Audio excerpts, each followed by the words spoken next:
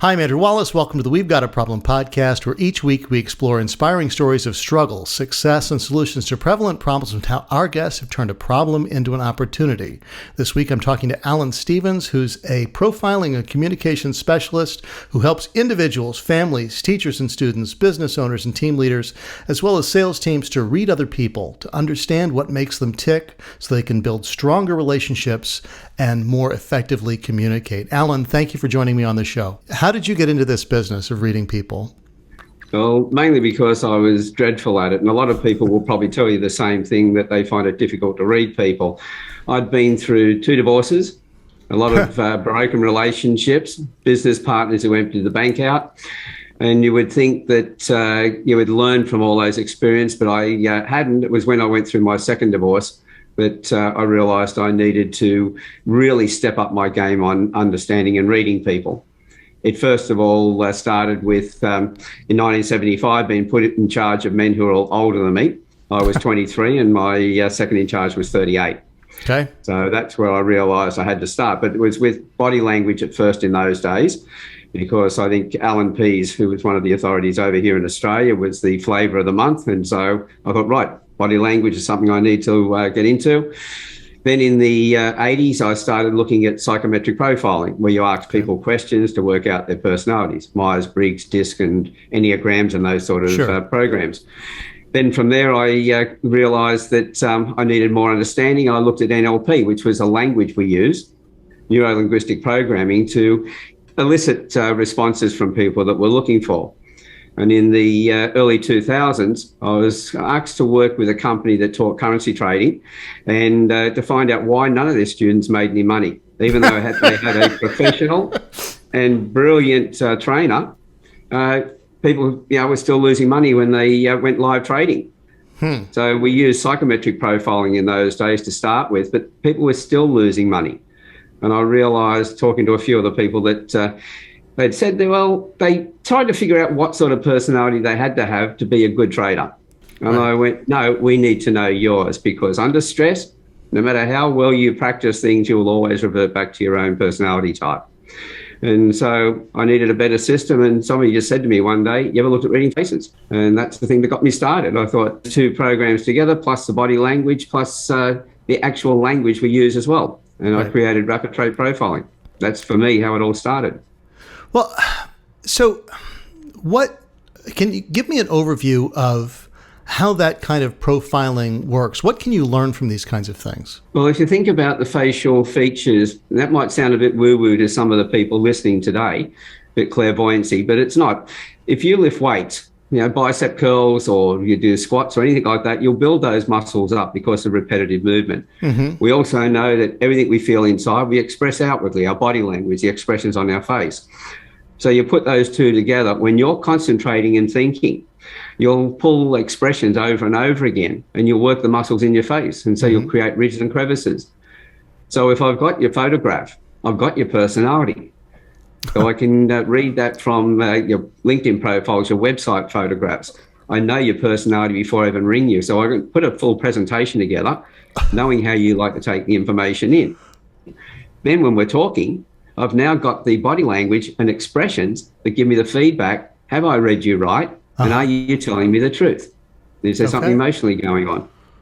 Boy, this is the fact that you can tell that much from a photo to prepare in advance for who you're going to talk to is fascinating. And now I want to know this. Tell me all your secrets. Tell me everything you know. What? So, how long? I mean, you obviously are training people to do this. How long does it take to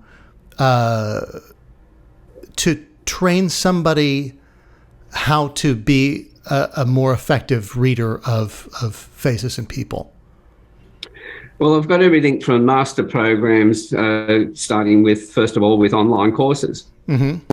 I'll do people's individual profiles, first of all, where they can find out about themselves, their children, their colleagues, work clients and things like that. Short courses that give them a bit of an indication or understanding of how to build instant rapport, for instance. All my online courses have just gone through a certification for, as they call them, certified learning solutions, for all industries across Australia and Asia. So anybody who has to get their points that they need each year to keep their professions can also pick up their points by doing my courses. Got it. Then they step up to short courses where I work with the person, plus they do some work themselves, to the master program, which is a 13-week program, to get them up to a level where they can then proficiently go out and start to train other people. And my main target at the moment is to create and train my competition. Because at the end of the day, we need people to be doing it right, because if they're not doing it right, the end result is it ruins the reputation of it. So I feel that I've got a moral obligation to train them. But if I train them, then they're going to be a strategic alliance. They're not my competition at all. Right. And so I know a lot of people worry about competitors and all the rest. And I go, well, if you spoke to your competitors, you'd probably learn a lot more.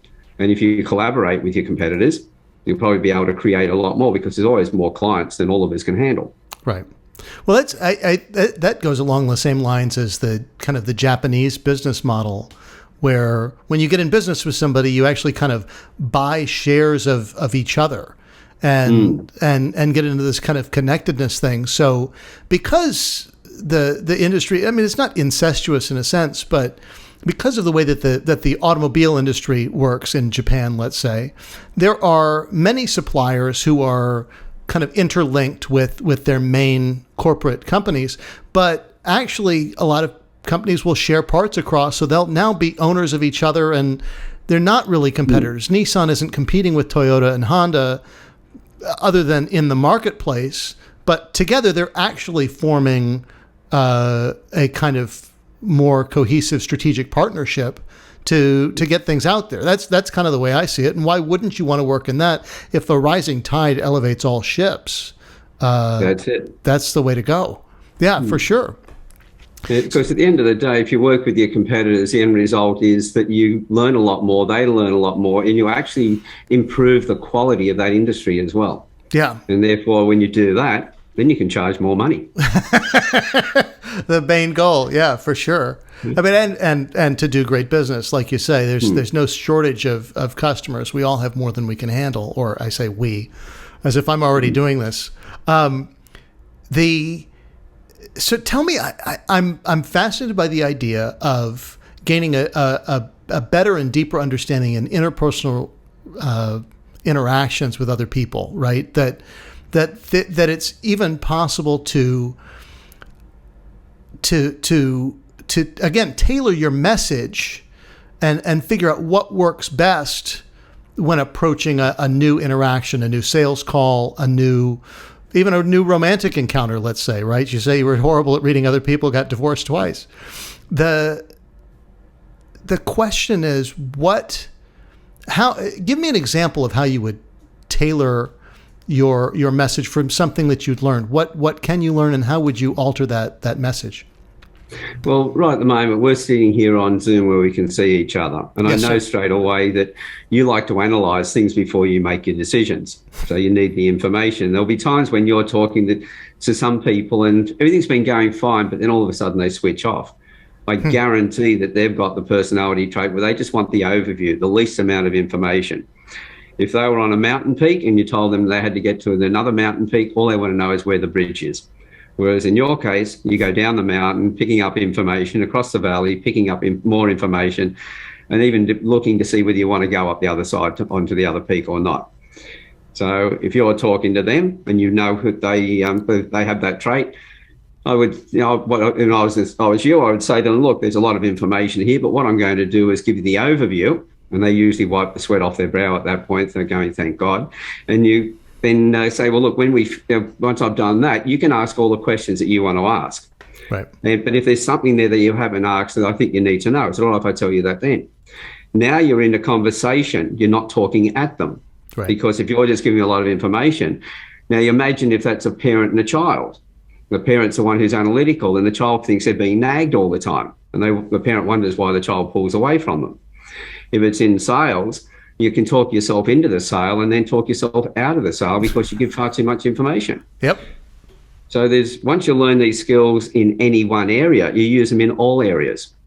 So it's understanding your children, the hobbies and sports that will suit them, the subjects that they should be doing to get the career that matches their personality. To find the right partner and how to talk to them. Yes. I know that when you give you give, so you think about it before you give. Some people just rush out and give all the time without thinking. Whereas if your partner, and that gets an expensive gift from you, they then should know that you care for them because you put a lot of thought into it before you gave the gift. For sure. And so if you're looking for a partner, I had one of my clients that I trained, a coach, she was looking at a photograph. She said, well, should I go out with this guy or not? I said, well, what are you looking for? I said, are you looking for a partner who just automatically gives because this guy's got that trait? But I said, do you need to know whether he loves you or not? And she said, I need to know whether somebody loves me. And I said, so them telling you is not enough. You need to know it. And she said, yes. I said, well, the person who has the opposite trait, who stops and thinks before they give, every expensive present you get or anything that's got consideration, you know that they've thought about you. Yeah. And so I said, then you have the feedback that you need. So it's not a particular face shape or a design that we should be looking for, but it's one that matches us first of all. Right. Know ourselves, Yep. then know the other person, and then change the way that we like to be spoken to match the way that they want to be spoken to. Well, that's so important. I mean, the first part, right? Know ourselves, right? First, know thyself. Always. Is because that you can't. I mean, that's been a recurring theme on the podcast lately, is that a lot of people don't do the work to figure out what they want, who they are, those kinds of things, and thus are kind of directionless, right? You don't have that compass to go by if you don't know yourself.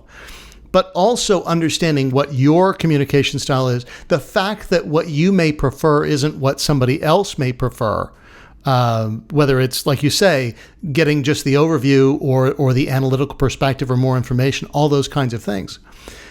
And realizing that there is a difference, that you know what your default is, right? And being aware of that, having that awareness allows you to more completely tailor your message, which is huge, especially in a world where I think business so often thus far has really, whatever the business is, they've tried to fit their employees into one box, that if you're an investment banker, you really need to be this person, without actually knowing how to profile and find those people, right? But they've said that, and this is all that works for you.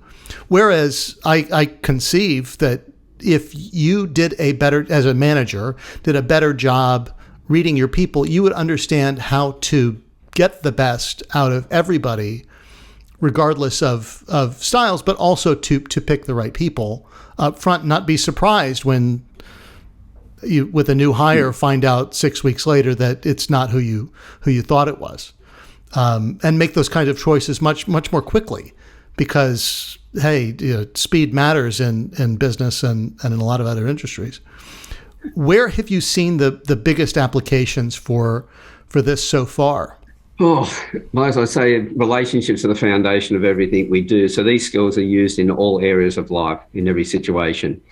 So I work right across the board. I've worked with large corporations like Disney Films, Gillette. I've worked with the Federal Police here in Australia, the tax office, business of all sizes, but also with parents and school teachers, so they understand the children, so the kids don't fall through the cracks. So it all depends on where a person's focus is where the greatest area would be. If I'm a parent, well, I'm focused on my child getting great responses. I've got parents who are still doing testimonial videos for me 10 years after I've worked with them, where they needed to understand their children. I've had business people who have been able to turn around deals that were almost lost, deals that were in the $2 million worth of, and get those back again, simply because they've been able to read people. Mm-hmm. So it's a pretty hard question to really answer. Or, as I say, it comes back to, well, what do I think is most important? In my case, having raised 3 boys on my own when their mother left, it's children, because, as I say, children are our future. But it's as a parent, our job is to nurture our children. We're not carpenters and we're not sculptors. Our job is a gardener. So we don't turn our kids into something. We understand them more and help them to become the best versions of themselves. Yes. That's where this stuff starts, as far as I'm concerned. Then from there, how to find the right careers, help our kids find the right careers, then find the right partner, and then be able to teach them in how to keep that partner as well. Yes. So all aspects of life become quite important. I never assume that I'm 100% right, but I'm yet to be proven wrong. I've done that many presentations where somebody has said in the group, "Oh, I'm not like that." And if they're sitting around with other people, the other people are snickering. I know that that's their view of themselves. Everyone else has got a different view. Well, and I actually talked about one trait. I got everyone to have a look at their hands. It's one we call the risk taker trait. And this woman was a risk taker, and she said, "Oh, no, I'm not a risk taker." And the women around her started snickering. And I said, "Pete, maybe not now, but when you were younger, because of responsibilities of raising children and everything else," I said, "when you were younger, I guarantee that you drove a bit fast." Her head went down and looked down where kids usually look when they've been caught out for telling stories. And she went, "I got booked coming in tonight. Got pulled over by the police." So that's always a little bit of fun. Yeah. But one of the reasons why I really wanted to get this into the hands of school teachers is that about 11 years ago, I profiled a boy who was 6 years old. He has Asperger's. The school didn't want him. The after-schools care didn't want him either. They were trying to get him get his mother to have him medicated even further. I profiled him from his photographs because he wouldn't sit still. She then, I gave her a written report in those days, and she gave it to the school and the after-schools care, but told each of them that the others were doing it, and if they didn't do it, it would fail and it'd be on their heads. Neither the teachers nor the after-schools care wanted to be held responsible. So they put it in place. They said he'd never amount to anything. He'd never do presentations in front of the class. At the age of 7, he was doing presentations in front of the class. At the age of another year and a half later, they were able to let the psychologist go, and with the doctor's approval, reduced his medication instead.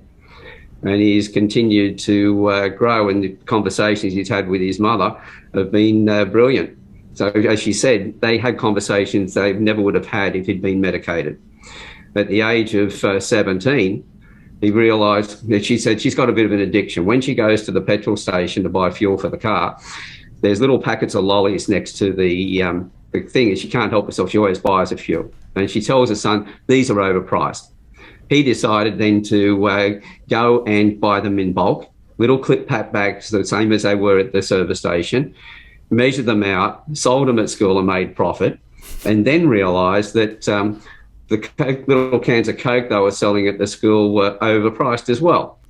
So he bought those in bulk, got them really cold, roped his mates into putting cooler bags inside their lockers, and he started then selling Coca-Cola, undercutting the school canteen. So, as I jokingly said, he's become the school Coke dealer. Yeah, he has. He's he's dealing drugs. It just came down to the fact that once you understand somebody, you change the environment for them completely, and their behaviour has to change. Yes, it's so. I mean, I just have to underline all that stuff. That finding the right things, the right career, the right partner, the right activities, all those things, being able to key in on these things and help other people, right? And realize that XYZ person is really better suited for this over here rather than that is monumental to having us all lead richer lives. And that's a big focus on my podcast. It's just, how can we enjoy things more? Tailoring your message, being able to better profile somebody, being able to, in a sense, figure out what those places that I, knowing myself, can partner with somebody else to form a better union of the minds, of relationships, all those things, like you say, it's just huge. Why is it that it's taken us till now to get to this level of understanding? Well, if we look at life, when we go through school, what we're doing first of all is taking colourful boxes and turning them all into brown boxes. Yep. Because every child, there's no two personalities on the planet that are the same. They're all different. This is the thing why I used to use psychometric profiling, where you put people into boxes. That was good for me as a person doing the profiling to get an idea of where they fit. But I believe it's totally disrespectful to the person, because we're treating a group of people all the same. Everybody has got a different story. They've all had different experiences. There's no two personalities that are identical. And so with that, if I'm able to read the person as they are, I can take them out of the box. When we look at school, what we do is we get the middle of the bell curve to conform. Mm-hmm. One end of the bell curve, we've got the really bright kids. Well, I know that about 18% of those children are dropping out of school and don't finish, and they're the bright ones, and we think they should have finished. Down the other end, the other gifted kids, there's about 24% of them who never get through school. So we only really work on the middle section. Right. So we've got this attitude of putting people in boxes. Yes. We do it with profiling, of psychometric profiling and all the rest of it. When you take somebody out of the box and treat them as an individual, then you realise that, well, first of all, teams aren't made of people who are the same. They're made of people who are different. So the things that I love doing, somebody else will hate doing, and vice versa. So the things that I don't like doing, I can push across the table to somebody else who enjoys doing it, and therefore will get a more proficient result out of it, right. More productive. So being able to recognise someone's personalities, we get people back into colours again. Yes. They're no longer little brown boxes. And so, but we've been educated to do things that way.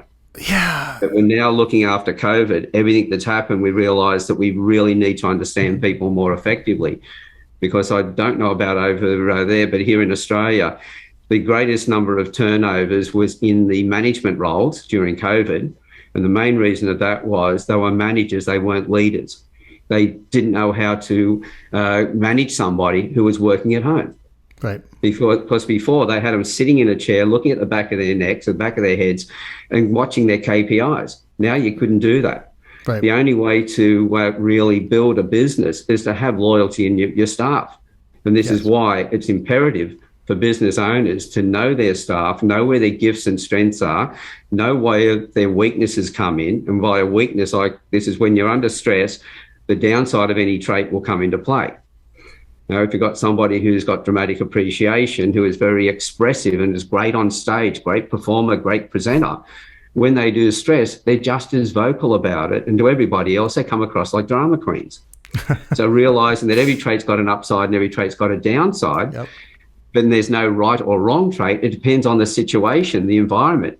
So once we know the personalities, we put them in the right roles. Yes, and there's an understanding, a very important thing that you just said is that there's no right or wrong trait necessarily, but there is in a sense that something may be wrong for the situation, right? That being aware of the weakness, the downside, that at times this, when push comes to shove and we get into a crisis situation, if we're in crisis situations a lot, that thing that I liked here will be a big negative over here. And that's right. To take it away from good or bad, because that's the judgment that comes in, going, well, this is a good thing. Well, it's good in a situation. It might be right there, but it's wrong. It's wrong over here. Yeah, well, if I look at one trait I've got, which is critical perception, it's absolutely brilliant for finding faults in documents or things that are out of position, like a picture on the wall slightly out. I'll pick all that up really well. The downside of the trait is when it's not black and white and it's an emotional thing, I can assume something's going on. Now, if I stop and I look back, 2 divorces and a lot of broken relationships, might that trait have got in the way a few times? Maybe, perhaps, once or twice. And so with that, if I understand that now and I get that feeling something's going on, the first question is, Alan, is this your trait? Or is it really the situation? Yes. So I can look at me first of all, and if it is, I can go, oh, pull your head in, mate. If it's not, then I can deal with it. But I'm dealing with it on something where I've got a bit more knowledge, not just an emotional reaction to something. Yes. And so knowing the downside of your traits empowers you to where you take dominion over them. They don't control you.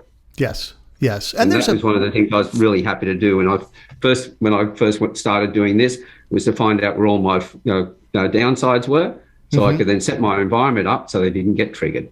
Well, that's part of the setting yourself up for success, which is a big component of a lot of the personal growth stuff these days, is knowing yourself, right? Doing that work and setting yourself up for success, understanding how you work best, right? I use the analogy or the example that I know for a fact that my most productive hours of the day are from like 9 in the morning to noon, and then from between noon and 3 o'clock are usually kind of dead time for me, because I'm a little bit tired, had lunch, now the food coma sets in, all those things. So I don't set up my most productive work during the middle of the day, right? I know myself, set myself up for success. Instead, I go to the gym in the middle of the day. Works great for me, perfect for the way that I like to work, and then I come back refreshed and recharged and hit it until the evening, and that works really well. Knowing how and understanding where your own weaknesses are, where your own kind of natural rhythm falls in interpersonal reactions, especially like you say, I totally sympathize with the when things are not black and white, assuming things in a sense to apply my own lens to a lot of analytical pursuits, being a big downside that I personally am able to come up with a lot of false beliefs that I'm dead set on believing that those are true until I take a step back, knowing full well that I have a tendency to do that. And it's again, the self-knowledge is crucial here, but also having that kind of ability to, it's almost an adult type trait, although a lot of adults these days don't seem to have it, where you're able to effectively regulate your emotions, right? So you don't get, like you say, triggered, to sit there and go, I have an understanding of, now I'm starting to get a little anxious, I'm starting to get a little upset, I'm starting to do this, and I've put myself in a situation, or I've been put in a situation, not to pass the responsibility off, where I'm not gonna be able to perform at my best, or where I'm gonna be less than expert and stellar in this situation. What's the next step for people who get into your trainings, who are learning these things? Do you have major success stories? Have people gone out and used this Jedi mind trick stuff on others to just dominate industry? Is there a high profile person? How is this being applied so far with your clients?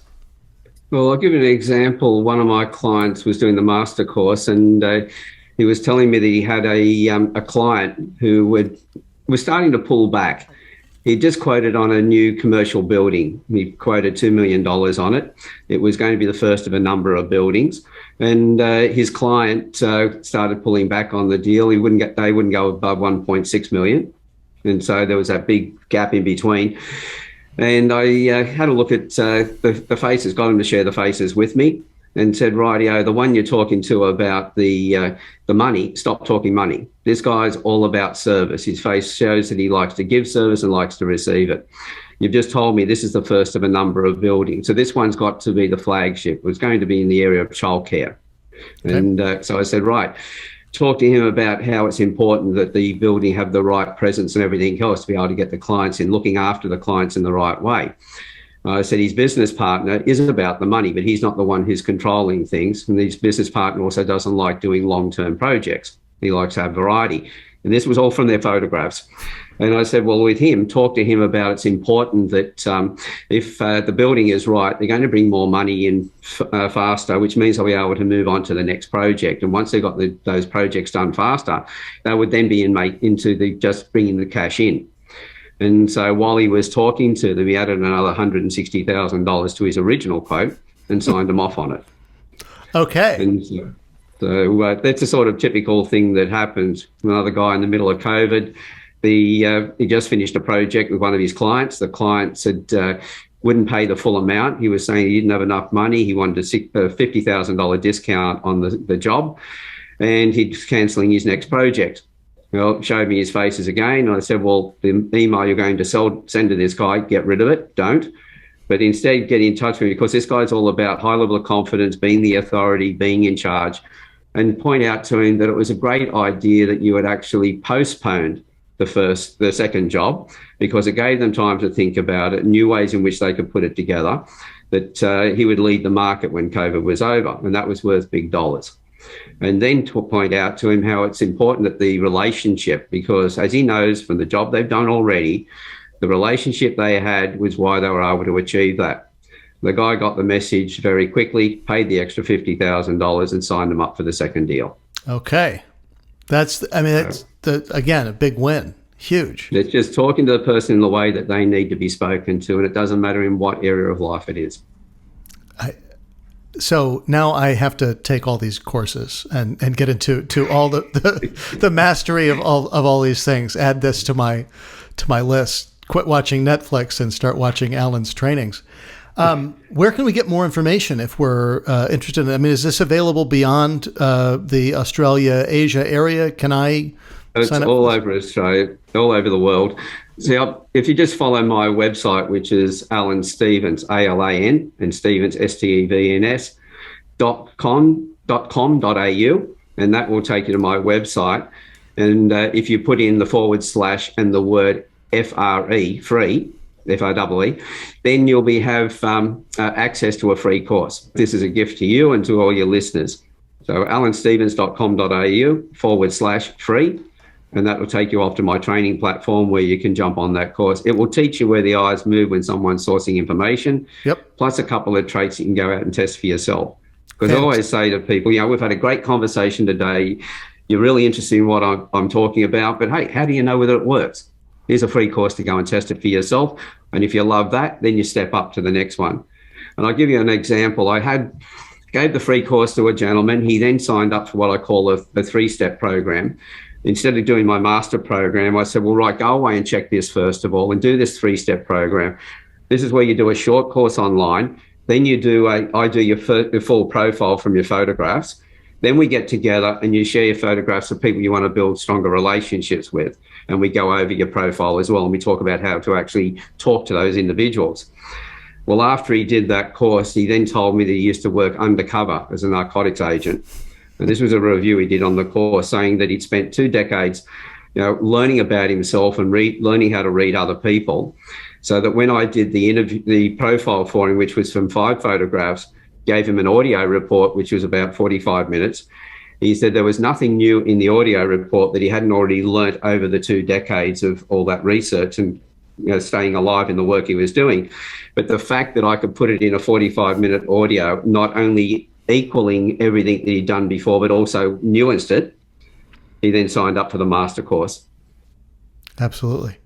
Well, that's, that you've basically taken 2 decades of learning and you've been able to do it with 5 photographs and a 45-minute audio thing. Because the face is a history. Whatever you've got on the expressions you have, as I say to people, from the age of 0 to 25, you have the face your parents gave you. From the age of 25 to 50, you have the face you gave yourself. There you go. And if I'm feeling a bit cheeky and I say after the age of 50, if you're not careful, you'll have the face you deserve. That's very true. Yeah, well, in the early days, it's the traits that we get from our parents. So the DNA, what they call nature traits. But then we have our response to our environment, which we choose how we respond. And the ridges and crevices that we create from that point on is the nurture traits, our response to our environment. So we are responsible for that part of the personality. Well, sure. I mean, there's a component there of understanding. I mean, again, all we're talking about is understanding ourselves and others, but understanding that those kinds of things add up, that the way that we respond, our natural response, how we are, how the world has shaped us and how we've shaped ourselves does actually shape ourselves. That it just, over and over and over again, you keep doing that response. You're gonna get the gonna get the lines on your face. That's it. Unless you want to go to Botox, and that's a whole nother thing. Let me paralyzed my face. Alan, thank you so much for joining me today on the podcast. If you want to know more about Alan Stevens, you can find him on alanstevens.com.au. Again, the links will be in the description to get to the free course, which he's offered to all my listeners.